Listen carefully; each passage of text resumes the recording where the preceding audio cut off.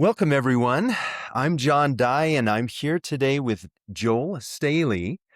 Joel is somebody that I've wanted to have on for some time, and he made some time today, and I'm grateful for that.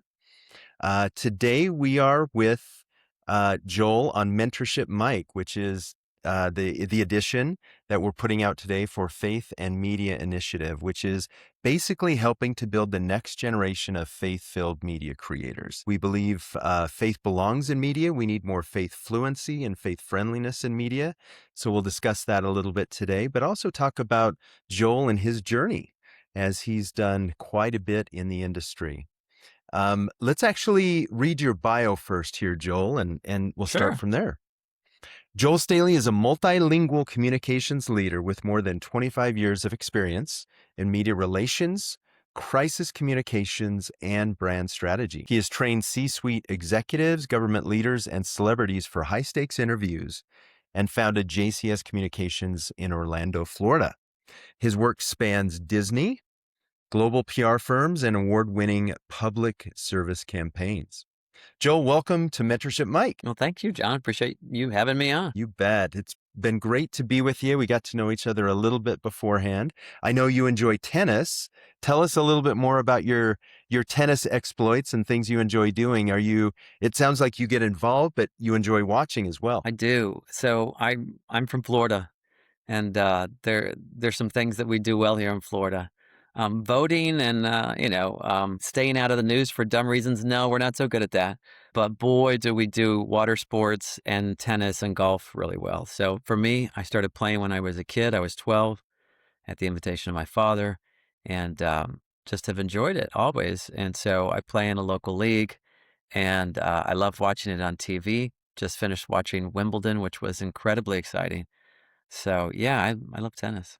Incredible. Now, I've got to ask, because pickleball seems to be all the rage here where I'm at in Utah. Well, you said the P word. Oh boy. Is that a thing, or you never the twain shall meet? If you play tennis, you don't play pickleball. I can't speak for everybody, but I'm a little bit of a snob, a tennis snob. So I get invitations to play pickleball, and I usually say something to the effect of, well, I can still run, so no, thank you.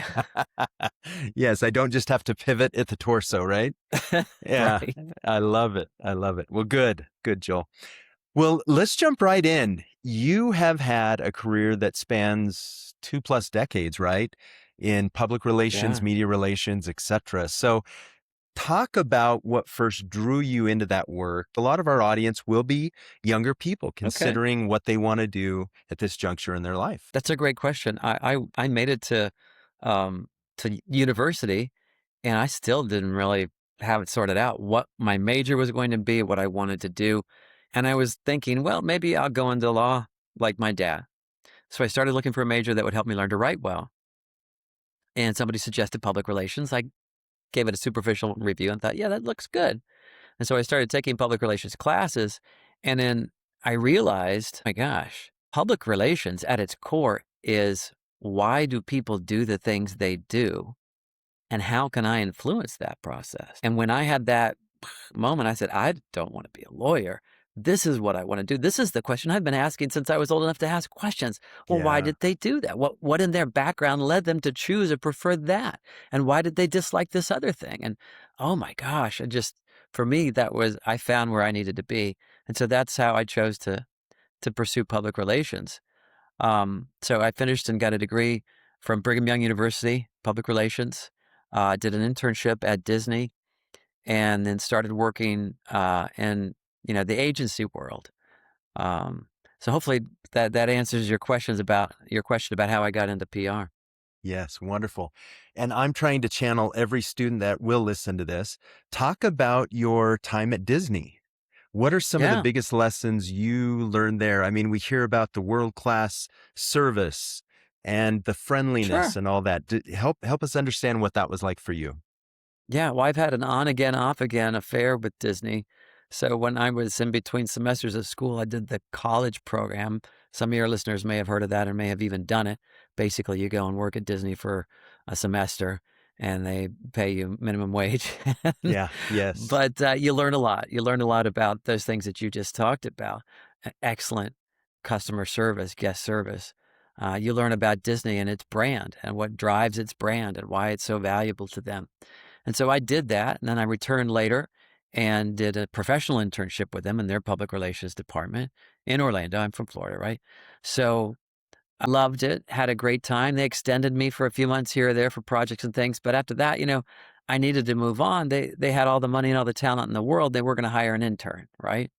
But I looked at the people who were there and who were working in a place where I wanted to be, and I kind of figured out, okay, they worked at Disney in the past too, but they went away and got great experience and then returned, and then they were seen as more valuable in Disney's eyes. So, at least in the corporate side of things. So Mm, I said, that's what I need to do. So that's when I ventured into the agency world, and and then a few years later, I did come back and got a job as a PR director for Disney. And what I learned about Disney is that they understand maybe better than anyone the power of emotional connections. When you go to their theme parks and you experience that brand and those characters that maybe you've only seen on television or film screen, their customer service is organized in such a way that they really connect with you. They really create these mm, magic moments, these magical moments, these emotional moments, and those stick with you. And they've learned that people who experience emotional connection with brands are 3 times as likely to purchase again or to return. Not only that, they're 3 times as likely to refer or recommend that brand to others. And so that's a huge part of their magic engine, if you will, and yeah, they bank on that heavily. yeah, they do. They do. Well said.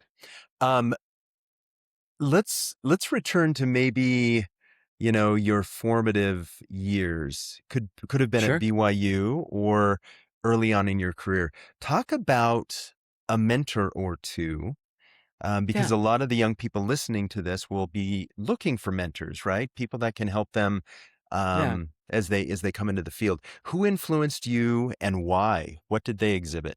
I've had a lot of really good mentors, and, you know, early in my career, I learned that you can get paid in one of 2 ways.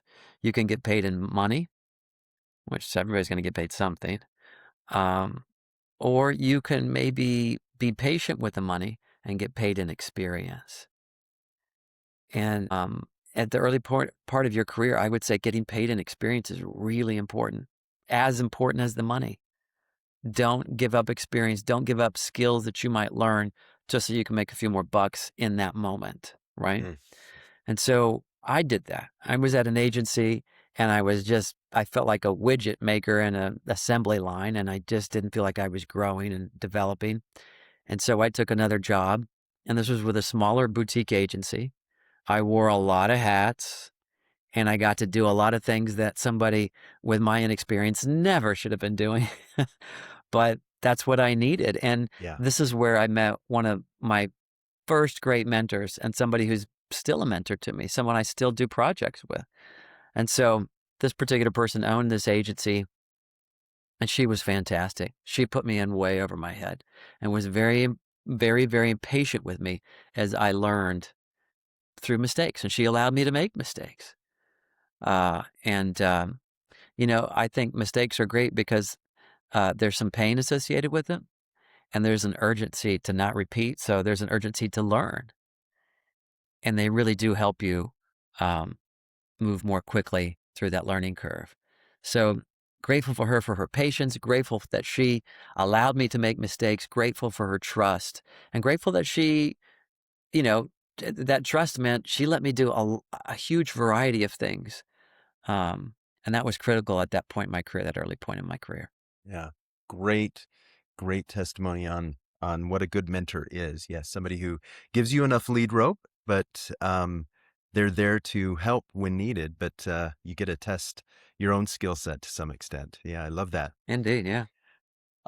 Joel, help me understand this because a lot of the students that may be listening to this are in journalism. Okay, yeah, You're kind of working, sometimes I call it the opposite side of the table, pitching to journalists. Um, yeah. what would you say for somebody that's looking to go into journalism, they should know about people in the PR field and Mhm. vice versa? If somebody's going into the PR field, What should they know about journalists? Well, I started learning about journalism in school. So we had to take journalism class, journalism writing class. Had to write for um, the Daily Universe, which is a student paper, which is no joke. I mean, it has about Yeah. 25 to 30,000 circulation. So, and it operates just like a real newspaper. So I was grateful for that experience. And I've done freelance writing over the years too. I've had things published in local lifestyle publications, and I've even had a piece published in Men's Journal, which is a national publication. So that perspective has really helped me in my career, knowing something of the journalism side of things. Now, if you're going into journalism, what to know about PR people? I would say PR people, you might get the impression from others in journalism that, oh my gosh, the bane of my existence, those PR people, they're so annoying. They're always calling. They want to know if we'll do this or we'll do that. And that's Yes. true. There are there are plenty of PR people who practice at less than the best level and probably cause that type of consternation. But what I would say is that if they can be patient enough to weed out those types of folks and find those PR people who really understand journalism and deliver value, that can be they can end up being great sources for the journalist and providing great news for them. Um, Myself, I always try to conduct myself and I always try to share content with journalists in a way that they say, oh, an email or a text or a voicemail from Joel. He's always got good stuff. I wonder what he has for me this time. And that's my reputation. And I work very hard to carefully maintain it at that level because it's what allows me to be successful for my clients. It's great. Well said. Well said. Um, Let me know if you think this is true. Creating a professional relationship so you know what those writers, those journalists are writing about, actually Hmm. having some background on their niche, their beat, their topics of interest, etc. That's important as Yeah. well, right? So that you pitch appropriately. Yeah, absolutely. Um, the best pitching is done when you have actually read what that journalist has been writing over time. And you have done your homework so that you have come to understand their audience and what their Yes. audience needs are. That way, the content that you serve up to them is aligned with that. Because if Yeah. it's not, they can't use it. They're Yeah. going to tell you, go buy an ad or go buy, some an internet banner or whatever you want to do, Yeah. Yeah. or go tell about it on your social channels. But we're Yeah. doing the news here, buddy. Yeah. So Yeah. Exactly. Exactly. Um, Since we are talking about faith and media to some extent today, I would just love to know your thoughts on what that looks like from your perspective today. How how do faith and media mix? Is faith represented well? Is it represented enough? Is it represented accurately?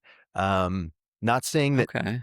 individuals necessarily have a bone to pick per se, but do, do you think I would just love to know your thoughts on faith and media? Yeah. So I would say if you're not hearing enough about faith or you don't feel like faith is being given um, fair treatment, I would say consider what your news sources are. Because in today's day and age, there is a broad variety of news sources out there. And I don't mean to just turn your life into an echo chamber, but there are plenty of sources of news that do that take a broad enough view of things that they do incorporate faith into what they report on, and they do acknowledge that that's important because, like any good journalist, they know their readers or they know their viewers, and they make sure that the content that they deliver is useful and helpful to their readers and viewers. And so, yeah, you might be hitting a dead end with some sources. That's okay. Broaden your horizons and find others that can supplement your news in a way that doesn't, incorporate faith. And I would also say, in terms of your personal practices, faith is really important. Somebody gives me a news story, and I have to believe.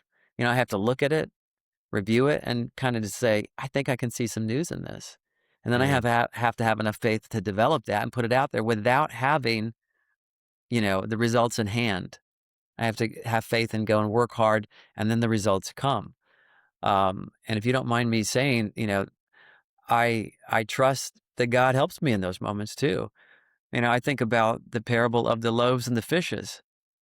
and they came to Christ with, if I get my math right, with 5 loaves and 2 fishes on one particular occasion, and that was enough. He fed the 5,000. So I think to myself, I'm going to do the best that I possibly can. I'm going to study. I'm going to use my abilities, God-given abilities, and I'm going to look at this situation and offer the best judgment and the best counsel that I can. And then I'm going to work really hard, and hopefully God can turn my meager offering of loaves and fishes into something miraculous, and He often does. Yeah. Yeah. Well said. Well said, Joel. One thing that's interested me, as you know, you've had 2+ decades behind you in this effort. There's Right? been so many platforms and you've seen so many evolutions, right? You've worked with I press, with have. broadcast, with social media, with digital, internal Yeah. comms, I'm sure even more than that. But how has maybe spanning that shaped your taste as a strategist and maybe as a Yeah. coach? How do you see those, playing with one another and interfacing with one Right. another? Well, that's a great question. When I was in school, I remember one of my professors putting up on a screen, on a projection screen, his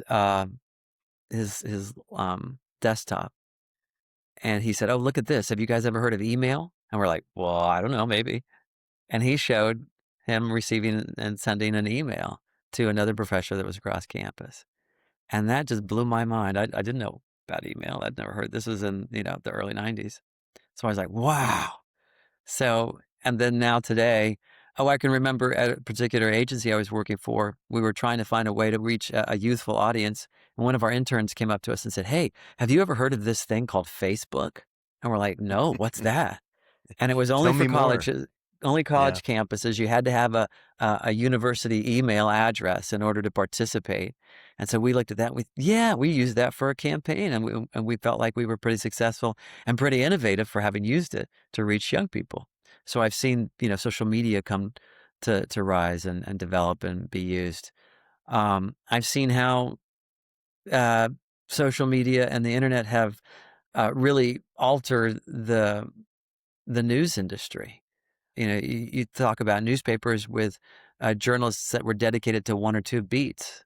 They had that luxury because they had huge staffs and they had plenty of people to go around. Now, each journalist doesn't cover a beat per se, they cover a geography, and they got to cover everything that happens in that geography. And so that's changed dramatically. So I would say, in terms of how does that affect your practice, one is make sure that you stay up to date on all of these things and that you're aware of them. Your clients look to you as a media expert. You need to be able to help them and update them and inform them. Also, all of that information should inform you and how you approach and how you can be most successful in helping introduce your clients' stories to the news media in effective and interesting ways, and how all those things can work well together. I mean, maybe you get a great story published on some wonderful online news outlet, and you can't let it rest there, so you push it through social media to even more eyeballs, and then you use it again as you reference it in a blog post on your on your own anyway, on and on and on. So understand how all of that works together, and staying up to date. Keep being a great source of expert information for your clients, and making sure that you always adjust your strategy.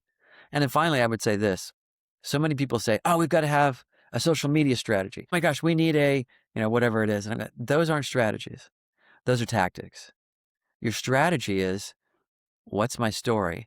And what are my messages? And how is that going to resonate with my audience? And once that's in place, all of the channels that you use, those are the tactics that you use to get the story to the right people. And Yeah. so Yeah. sometimes I try to help people.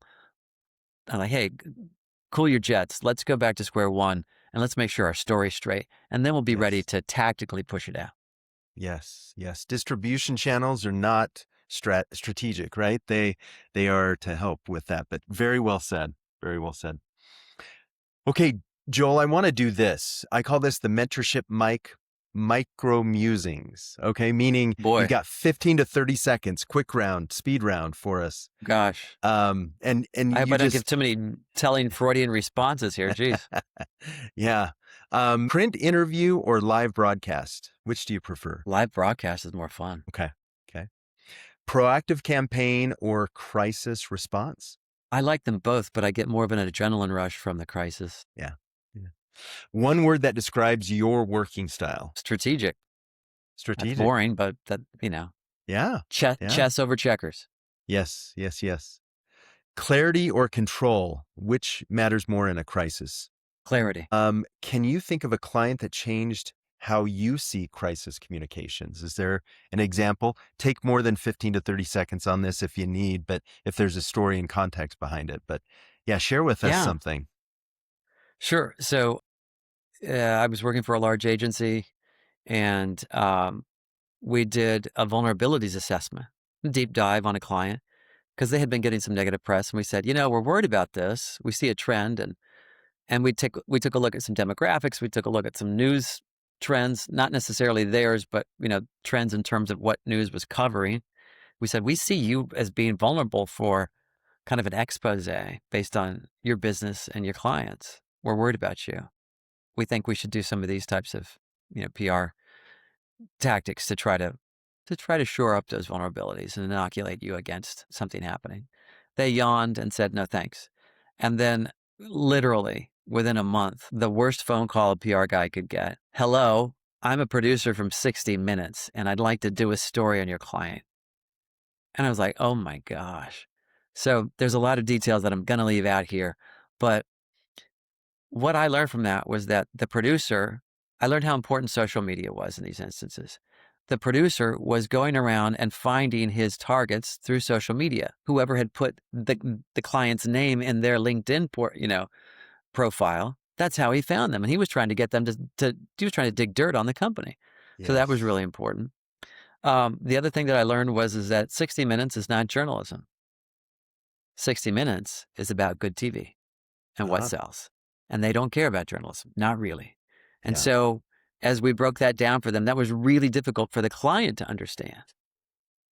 And so before we were going to get anywhere with the client, we had to align and both agree that this was not a news story because the client kept saying, we've got nothing to hide. We'll just tell Yeah. them everything that's going on. So it'll be fine.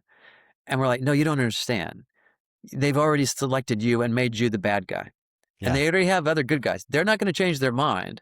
You're Yeah. Their still a bad guy. story is their story with whether you're involved or not, right? Yeah. They've found a story that they think sells, that they think is going to make good TV. And they've already put the black hat on you. So, Yeah. Yeah. but we couldn't convince the client of that until we said, look, we'll let you do any interviews you want to do. But first, you have to allow us to recreate a 60 minutes interview for you in one of your conference rooms. You got to give us an hour. Leave your phones outside and we own you for an hour. And then you do whatever you want. And we recreated it. We brought somebody in who could play the role of tough reporter. They were knee to knee, hot lights, terrible questions. And not only that, but we recorded the entire interview. And afterwards, with the help of one of our on-staff writers, turned it into a 60-minute segment. And we said, based on what you gave us, this is what we think 60 Minutes would do with your interview. Yeah. Ta-da! We showed it. And their eyes got as big as dinner saucers or, dinner plates. And they were just like, yeah, Yeah. we don't need to do the interview. So sometimes helping people, get on the same page with you means making a little extra effort. And once they Yeah. understood what the end result was really going to be and what the arena they were really stepping into was, then we could work together. So that was really Yeah. helpful. Um, I say, so the power of social media, um, the ability to be aligned with your clients and some of the efforts you have to make to do that. And the fact that, you have to choose outlets that will allow you to tell your story. And if not, maybe it's fine just to send an email, a written statement and be done with it. Because if they're not going to give you a chance to tell your story, then it doesn't it's a waste of your time. It's just going to make you look bad. Yeah. Yeah. Interesting. Joel, what's a moment where you thought, this is why I do this work? What's been fulfilling? Man, a, actually a lot of moments, a lot of them. Um, so I can think of two, and I'll see if I can be succinct enough to share them both. The first one was years ago, I was representing the Mexico Tourism Board, and I was working with um, the Secretary of Tourism for the country of Mexico. This is a cabinet level position. And so um, we were doing a tour of Canada and some cities in North America. And anyway, as part of that, she got a request from an anchor from Univision. His name is Jorge Ramos, and he essentially is the 60 Minutes of Spanish language TV. He's revered and he's tough as nails. And so I was able to sit with her and conduct a media training session with her in Spanish to help her get ready for this huge, huge interview. I accompanied her to the interview and watched her perform flawlessly in that interview and was just thrilled. And that was a moment for me where I thought, yeah, this is why I'm in PR. This is Yeah, great. yeah, So exciting, exciting stuff. And then the other moment was I got to reunite with my mentor for a project. In this project, we represented an organization that promotes boating safety. And as we were looking at an opportunity, the client said, hey, we're funded by the Coast Guard, and we've already told them that our goal is to generate 60 million media impressions, right? And so we said, okay, that sounds great. We think we can do that with what we've got going on here. And this is right as this is COVID. The COVID had just begun the previous year. And so I warned them, I said, look, you've got people were buying boats like crazy. I said, I felt good about this because my contribution was to recognize a trend and to propose some strategy. I said, you're going to have so many new boaters who are buying boats for the first time because they're doing this as a healthy family, safe activity. They can't do anything else. They can't do that big wedding, destination wedding. They can't go on their European vacation. They can't spend money in a lot of ways that they wanted to. So they're channeling this money into buying a boat, and they don't have any boating experience. And guess what? A lot of the safety training isn't online. So they're not getting safety training. yeah, This is a yeah. bad mix. And every year the Coast Guard puts out a report that says, here are the number of incidents that happened this past year. Here are the number of injuries. Here are the number of deaths.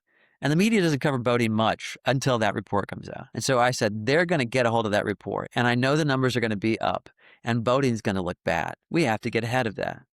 And so I proposed that we jump ahead of that and say, hey, we are the organization that owns safety for boating, and we're going to provide to you great experts who can speak to this subject. By the way, we see this trend coming, and we're going to give you, so that you can share with your viewers who are boaters, the safety tips they need to avoid becoming a statistic. Mm, And it sold like hotcakes. We got ahead of the curve. We were able to control the narrative, and we were able to push a safety message out there. And we didn't get just 60 million impressions. We generated 600 million wow. impressions. Now, those weren't unique because obviously there's only 330 million people in the whole United States. But that's not bad because we were hitting, the target audience more than once. Multiple times, yeah. Yeah. So that was a thrilling moment for me too. And I really loved being uh, somebody that helped the client in need in a moment of need. So that was, Looking ahead into the crystal ball, right? Looking ahead maybe 10 years. Um, in media training, crisis communication, the media ecosystem in general, how will that change, Joel, in your estimation? What will change? What will maybe remain the same? And then yeah, the second question is this. Again, knowing our audience, young people probably yeah, moving into public relations or journalism. Um, what general advice would you give to those individuals moving right. into this space, which is constantly changing and evolving? And we've seen that happen, over the last 2 or 3 hmm decades for sure. But that change is probably even going to move much more quickly with AI and other things that are on the horizon. Sync took sometimes 70 to 80-hour weeks. Well, um, but I can tell you what I see now. And if it keeps going in this direction, maybe that helps. Is an extraordinary tool. And it is going to make it very, very difficult, and it already is making it difficult to distinguish between authentic content and that which has been contrived.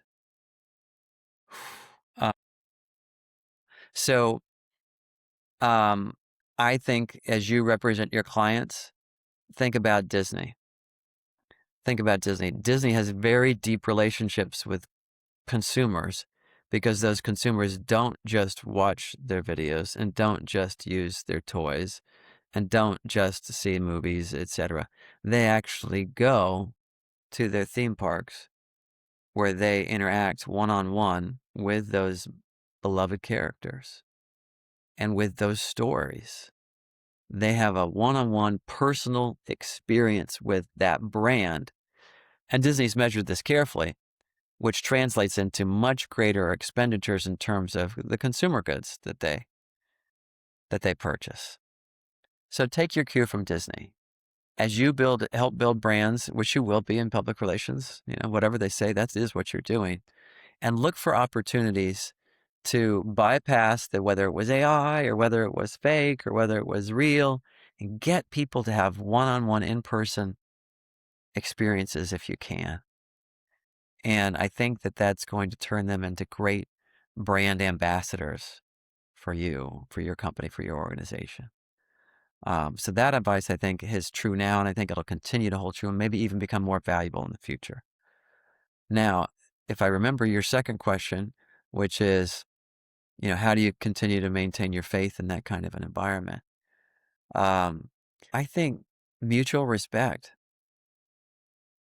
If you give people the space to do the things that they feel are right and good, and you respect their choices, I guess it's you respect their right to choose. You may not respect their choice, Yeah, but you can yeah. respect that's their choice, and then they had the right to do that. And you remain civil and kind and helpful and compassionate unconditionally, then that oftentimes will buy you the space you need to worship in the way that you feel is important. Um, and we can, what does St. Francis of Assisi say? Or at least he's attributed with having said this, that we should preach the gospel always and when necessary, use words. Use words, yes. Which the left-handed implication there is that the most important thing is our example. So you don't necessarily have to be pounding from a pulpit to live your faith. You should be doing it in every action you take every day of your life. Said. Joel, thank you. So great spending this Yeah, last 30 it was plus fun. minutes with you. We sure appreciate that. But thank you so much. And we may have you on again. We may have a sequel to this sometime in the future. So stay handy, if you will. I will. We talked about tennis this time. Maybe we can talk about my other favorite sport, surfing, next time. Wonderful. All right. All right. That's great. We'll do it. Joel, thanks again. Good to see you. Thanks, John. My pleasure.